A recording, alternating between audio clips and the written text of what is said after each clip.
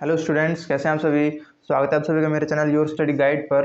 दोस्तों, आज हम पढ़ेंगे क्लास 11th की केमिस्ट्री का चैप्टर नंबर फर्स्ट, उसका पार्ट 1.6 डाल्टन्स एटॉमिक थ्योरी। इससे पहले का जो पार्ट था, मैंने उस वीडियो में आपको लॉ ऑफ केमिकल कॉम्बिनेशन समझाया था, जिसके 5 लॉज थे। आई होप आप सभी को अच्छे से समझ में आ गया होगा। ठीक है दोस्तों, तो आज का हमारा नेक्स्ट टॉपिक है Dalton's atomic theory. Dalton's atomic theory कोई नया टॉपिक नहीं है, इसके बारे में आपने 9th क्लास में पढ़ा होगा। 9th क्लास में 2 चैप्टर्स थे, स्ट्रक्चर ऑफ एटम्स और एटम्स एंड मॉलिक्यूल्स। ये 2 चैप्टर्स थे जिनमें आपने अच्छे से इसके बारे में पढ़ा होगा, लेकिन 11th क्लास में और डिटेल में है, तो आज हम इसे स्टार्ट करेंगे यहाँ पे। तो चलिए स्टार्ट करते हैं। Although the origin of idea that matter is composed of small individual particles called atomio, meaning individual, dates back to the time of Democritus, a Greek philosopher 460 to 370 BC. Dalton, इनका पूरा नाम John Dalton था, 1776 से 1884 तक। ठीक है, इन्होंने ही कहा था कि मैटर जो है बहुत ही स्मॉल इंडिविजुअल पार्टिकल से बना हुआ है, जिन्हें हम एटम्स बोलते हैं, और इसको ग्रीक वर्ड में इसको एटोमियो बोलते हैं, जिसका मतलब होता है इंडिविजुअल यानी अकेला, छोटे छोटे पार्टिकल्स। ठीक है, और हाँ, time of Democritus a Greek philosopher, ये एक ग्रीक फिलोसोफर थे। अब इसके बारे में इन्होंने कुछ पॉइंट्स दिए थे, उन पॉइंट्स को वन बाय वन हम अच्छी तरह से यहाँ पर डिस्कस करेंगे।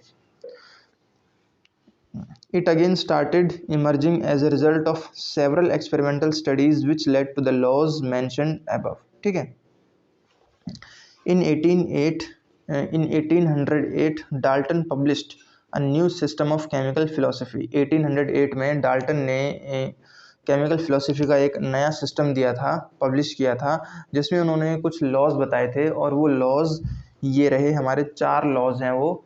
ठीक है, पहला लॉ है matter consist of individual atoms. Matter, जो भी चीज़ हमारे आसपास है वो सब मैटर से बनी हुई है, वो सब मैटर है। और मैटर क्या है, इसके बारे में आपको अच्छी तरह से पता है कि anything that occupies this space and has mass is called matter.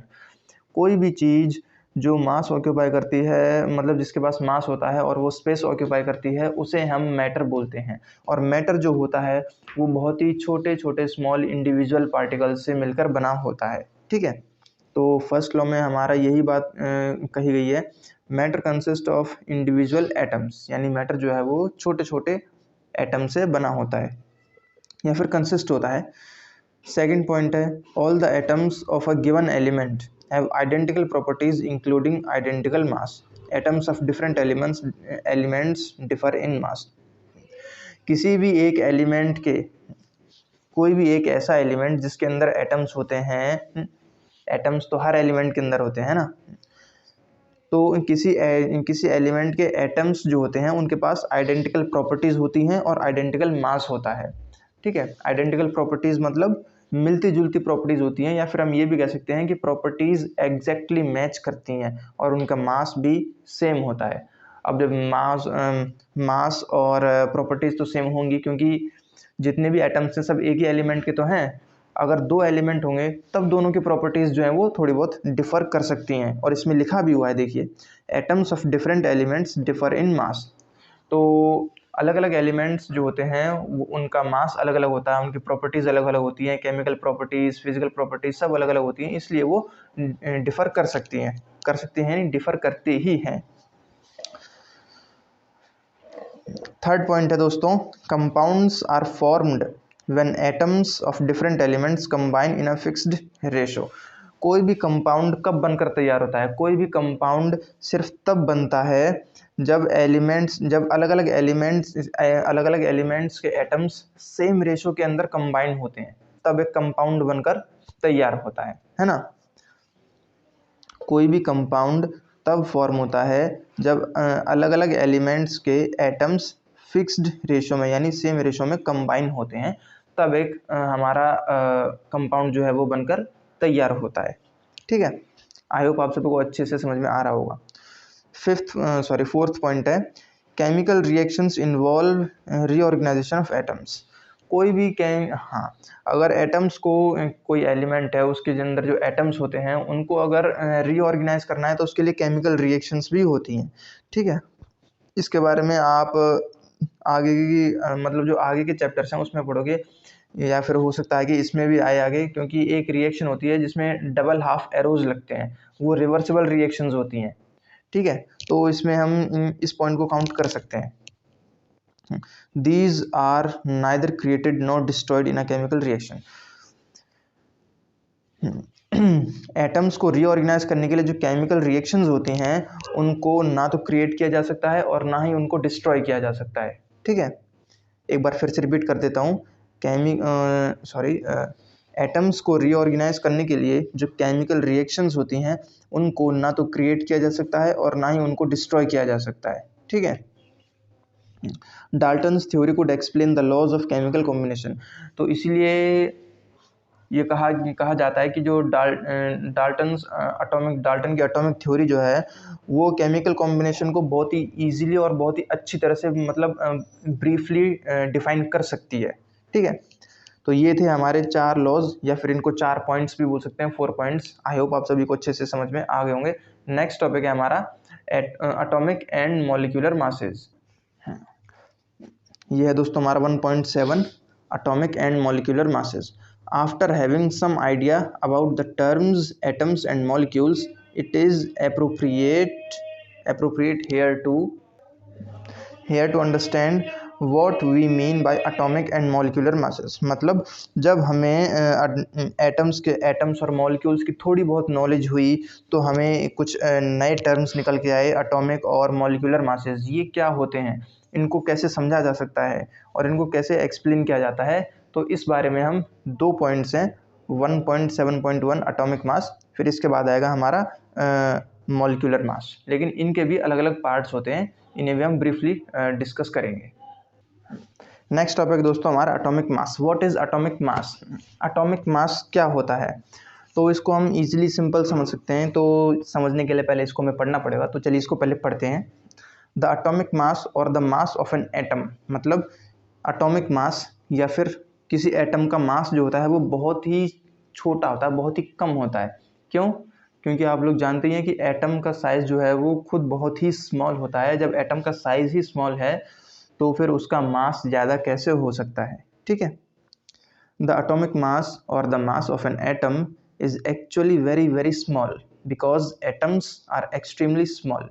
Today we have sophisticated techniques, example mass spectrometry for determining the atomic mass fairly accurately. Atomic mass कहें या फिर यूँ कहें कि एटम का मास जो है वो बहुत ही छोटा होता है, क्योंकि एटम्स का साइज़ बहुत ही स्मॉल होता है, छोटा होता है। आज की डेट में, आज की जनरेशन में जो हमारे पास कई ऐसी मॉडिफाइड टेक्नोलॉजीज़ हैं, कई सारी ऐसे टेक्निक्स हैं जिनसे हम किसी एटम के मास को एक्यूरेटली और ब्रीफली निकाल सकते हैं बहुत ही आसानी से। तो उनमें से एक का नाम है मास स्पेक्ट्रोमेट्री है ना, जिससे किसी एलिमेंट का एटॉमिक मास बहुत ही एक्यूरेटली पता चल जाता है।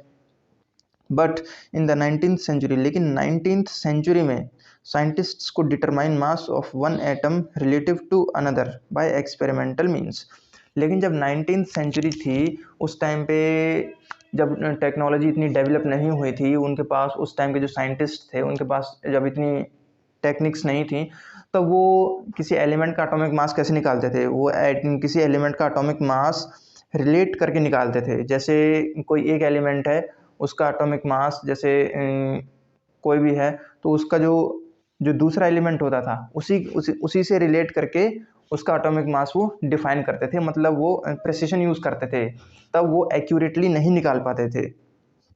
ठीक है, जैसे hydrogen being lightest atom was arbitrarily assigned as mass of 1। जैसे कि आप सबको पता तो है कि जो पीरियोडिक टेबल होती है उसमें सबसे पहला एलिमेंट है हाइड्रोजन, और हाइड्रोजन को सबसे हल्का एलिमेंट माना जाता है ना। क्यों? क्योंकि इसका एटॉमिक नंबर 1 होता है और इसीलिए इसका एटॉमिक मास जो है वो 1 माना जाता है ना, विदाउट एनी यूनिट्स, कोई किसी भी यूनिट के बिना। And other elements were assign masses relative to it. और जो दूसरे एलिमेंट्स हैं उन सभी का एटॉमिक मास इससे रिलेट करके डिफाइन किया जाता है, ठीक है। However, the present system of atomic masses is based on carbon 12 as the standard and has been agreed upon in 1961। लेकिन आज के टाइम में जो प्रेजेंट सिस्टम है उसमें एटॉमिक मास को एकदम एक्यूरेटली हम डिफाइन कर सकते हैं और इसका सबसे बेस्ट मेथड है कार्बन 12, ठीक है। कार्बन 12 सिर्फ एटॉमिक मास निकालने के लिए ही यूज़ नहीं होता, इससे कोई चीज़ कितनी पुरानी है उसकी रियल एज का भी पता लगाया जा सकता है कार्बन 12 डेटिंग टेक्निक से, ठीक है। जैसे कई सिविलाइजेशंस होती हैं, हिस्ट्री में आपने पढ़ा भी होगा, तो उसमें जो एक्यूरेट डेट होती है वो कार्बन 12 से ही उसका पता लगाया जा सकता है बहुत ही एक्यूरेटली। इसीलिए कार्बन 12 को बहुत ही अच्छी टेक्निक माना जाता है और बेस्ट टेक्निक माना जाता है। ये मैंने यहाँ पे इसको हाईलाइट कर रखा है, वैसे मैंने पूरी बुक ही हाईलाइट कर रखी है क्योंकि ये मेरे टाइम की थी, लेकिन आप इसको ये इंपॉर्टेंट पॉइंट है तो आप इसको 100% नोट कर लें, ठीक है। Standard and has been agreed upon in 1961। Here carbon 12 is one of the isotopes of carbon। Carbon 12 जो है वो कार्बन का एक आइसोटॉप होता है और इसको 12C से हम डिनोट करते हैं। इस सिस्टम में होता क्या है, इस सिस्टम को 12C is assigned a mass of exactly 12 atomic mass AMU। 12C जो है उसको ये 12 एटॉमिक मास होता है, ठीक है। AMU इसे हम atomic mass unit and masses of all other atoms are given relative to this standard। One atomic mass unit is defined as a mass exactly equal to 1/12 the mass of one carbon 12 atom। मतलब दोस्तों 12C में जो मास होता है ये 12 atomic mass unit के बराबर होता है, ठीक है। और जो दूसरे सभी एटम्स होते हैं उन सभी का एटॉमिक मास इससे रिलेट करके निकाला जाता है। अब ये होता है हमारा AMU, है ना। AMU क्या है, यानी एटॉमिक मास यूनिट। अब एक एटॉमिक मास यूनिट को कैसे डिफाइन किया जाता है, एक atomic one atomic mass unit को डिफाइन किया जाता है जैसे वन कार्बन 12 एटम का जो 1/12 का जो मास होता है उसे हम वन एटॉमिक मास यूनिट बोलते हैं, ठीक है। One atomic mass unit is defined as a mass exactly equal to 1/12 of mass 12th the mass of one carbon atom, one carbon 12 atom. मतलब वन कार्बन 12 एटम के 1/12 के बराबर का जो मास होता है उसको वन एटॉमिक मास यूनिट बोलते हैं, ठीक है दोस्तों। तो इसके आगे हैं हमारे कुछ एग्जाम्पल्स तो नहीं कह सकते हम इसको, है ना। जैसे ये 1 AMU है, ये हाइड्रोजन का मास है, नहीं सॉरी ये हाइड्रोजन का मास नहीं है। 1 AMU की ये वैल्यू होती है, सॉरी मिस्टेक हो गई, ये वैल्यू होती है 1 AMU की, mass of an atom of hydrogen. ये हाइड्रोजन के एटम की वैल्यू होती है, मास एटॉमिक मास होता है। दस in terms of AMU the mass of hydrogen atom, मतलब इन दोनों को हम डिवाइड करेंगे, ठीक है। Similarly the mass of oxygen 16O atom would be 15.995 AMU। मतलब इसी से रिलेट करके निकाला जाता है मास, ठीक है। Today AMU has been replaced by U which is known as unified mass. आज की डेट में एटॉमिक मास यूनिट को यानी AMU को यूनिफाइड मास से रिप्लेस कर दिया गया है। तो दोस्तों आज की क्लास बस यहीं तक थी। इसकी नेक्स्ट क्लास हम आगे पढ़ेंगे जिसमें हम पढ़ेंगे एवरेज एटॉमिक मास, ठीक है। आई होप मेरा तरीका आप सभी को समझ में आया होगा। अगर समझ में आया तो प्लीज़ दोस्तों वीडियो को लाइक करें, शेयर करें और सब्सक्राइब करें। मिलेंगे नेक्स्ट क्लास में, तब तक के लिए थैंक यू।